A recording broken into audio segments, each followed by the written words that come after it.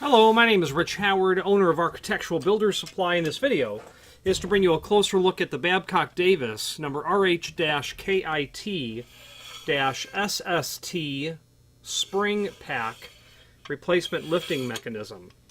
This is a replacement lifting mechanism from Babcock Davis. This is the stainless steel or the SST version of the unit. They have a steel-based, which you would use on steel construction type roof hatches. Then there's a stainless steel version, which is meant to be, of course, non-ferrous, and you would use it in those applications like where you had aluminum roof hatches, or those hatches that were specifically intended for a corrosion-resistant type environment. Weight of the unit with everything is about 5.1 pounds, and everything is really just the bolts that it comes with. But first and foremost, how this works is exactly as follows. When you purchase the spring pack,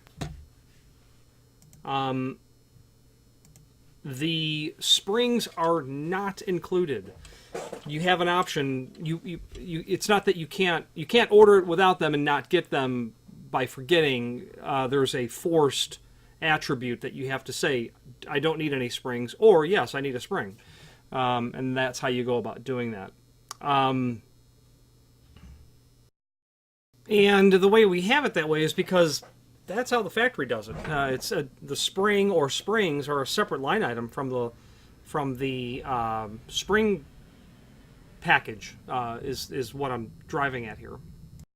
So naturally, you can opt to select no spring. You might, for some reason, be reusing a spring, or you'll pick up the spring separately via that drop-down. Okay, so from everything I gather, Babcock Davis, as a result of this system, has only one spring pack structure, just this structure.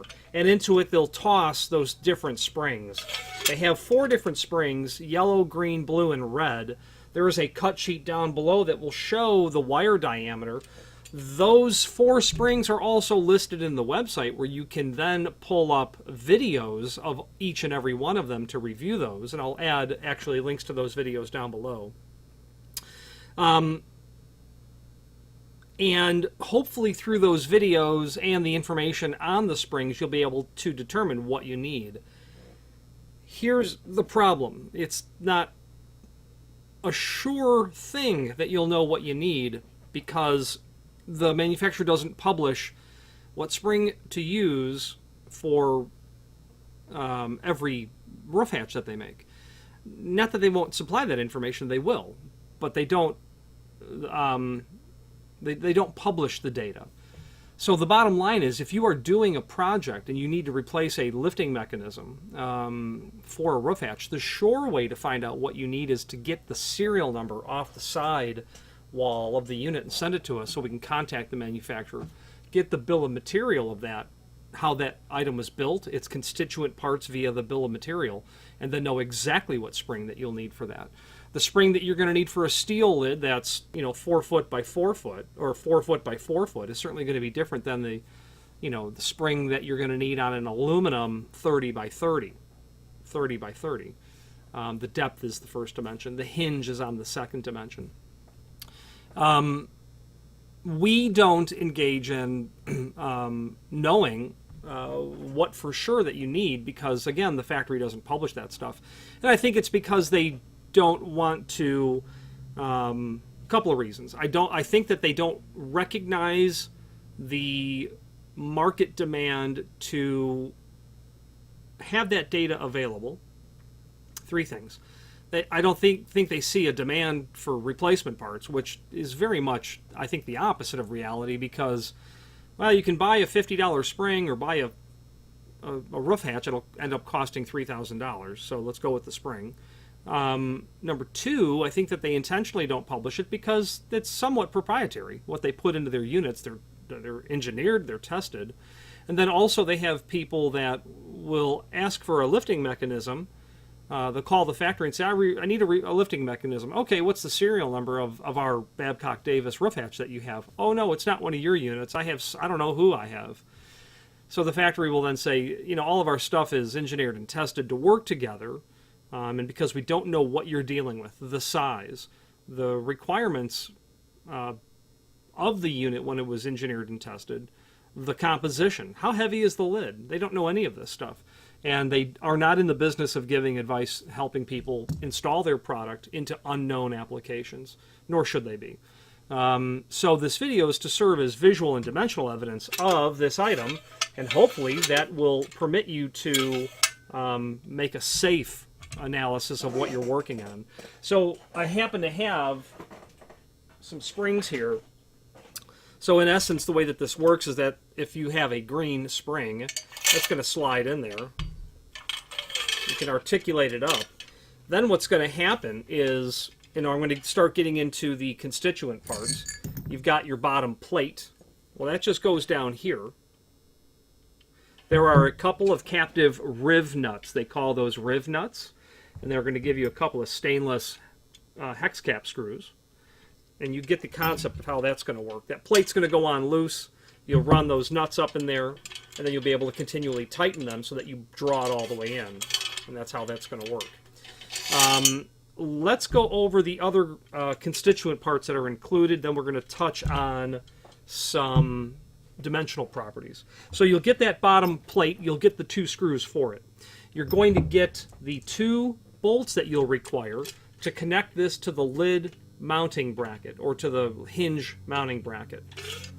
There are L-shaped brackets that are attached to the underside of your lid, 1, 2, or more, whatever it might be. These are the 2 bolts that will allow you to do that. Then you're going to get 2 self-drilling screws. Okay, they're going to go down here. But before that, you're going to use the 2 carriage bolts and the nuts, and that all appears to be 1/4-20. A couple of nuts, a couple of carriage bolts. You'll get 2 of each. And that's going to be for up here. Okay. That carriage bolt is obviously going to go, through the construction of your roof hatch. And there is through the sidewall, basically, where it hips back and around to accommodate this portion of the lifting mechanism. A couple of carriage bolts will go through the side. And that's everything that's included in the package. And that is, with the exception of a spring, a complete lifting mechanism. So the only unknowns really are, how many lifting mechanisms do you require? Something that's, a unit that is 4 foot by 8 foot is certainly going to require a particular quantity of lifting mechanisms. And what you're going to bump into also is they will use different springs in each of those mechanisms to come up to a total proper safe organization or assembly of lifting mechanisms for a unit. So there's really no way to know without asking them based on the serial number what you're working on. Let's give you some dimensional properties of this, and I'll tell you, I've never seen anyone other than Nystrom or their sister company, Babcock Davis or their sister company Nystrom, that has this design. So if yours looks like this, you've got a Babcock Davis unit. Overall width of the unit, about 4 3/16. Overall height of the top portion looks like it's about 2 5/16. The projection of that top portion looks like it's about 1 1/4 inches, maybe 1 3/8. The height, the overall height now, looks like it's about 9 5/8. Just go with an overall length of the arm, and you can also see the spacing of the holes. About 1/2 inch from the heel edge to about 4 1/2 inch or so. Just the length of that fixed tube that's there, about 6 1/2 inch. Okay. Its total projection, about 2 1/2 inch. So some generic basic dimensions that will hopefully help you accurately determine what you're working with. Now, there is a link below this video to the cut sheet. It's titled Cut Sheet, that will list the 2 lifting mechanism possibilities, the spring packs they call them, in both the standard steel unit, the ZPS, zinc plated steel, and the SST stainless steel. Then they will list 8 springs that are going to be listed there. 4 of them are zinc. Well, pardon me, they're not zinc. 4 of them are basically steel. The other 4 are coated springs, and the coated springs is what you would use in the stainless application for what we have here. And the springs that, of course, that you select, if you order them at the time that you're ordering the lifting mechanism, will, of course, be the coated style spring. Okay, so the cut sheet is there. Now, moving forward, there's also a link to installation instructions. It's just really an overview of all things roof hatch related installation. Not specific to this piece of hardware. They don't publish that data because they don't plan on selling replacement parts, apparently. Actually, that's not true. They do have, I've just realized, there is a video from the manufacturer down below called Change the Spring Pack, and I don't know how long the video is. It's quite elegant, short and sweet, and does show you how to replace that. So they have provided that information up front. Other photos that we've encountered in the past are also there. And then finally, there is a link below this video to the manufacturer's page where you can pull up not only all of the Babcock Davis products that we sell, but also a link to the manufacturer's website, as well as a link to the full product catalog. If you have any questions on the Babcock Davis, this is their part number RH-KIT-SST